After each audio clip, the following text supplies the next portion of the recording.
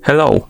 In front of me I have MISFIT Vapor 2 and I'm gonna show you how to adjust the screen brightness on this watch.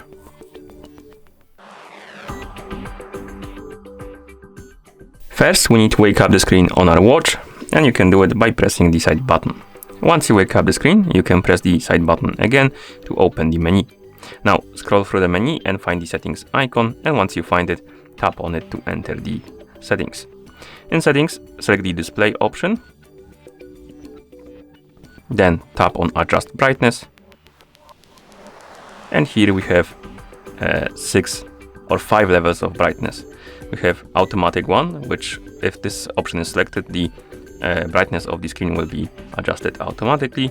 And then we have 5, 4, 3, 2 and 1. Select the one you like by tapping on it, for example 4, and once you're done, it will go back to the display settings. You can then press the side button to go back to watch face, and that's how you adjust the screen brightness on this watch.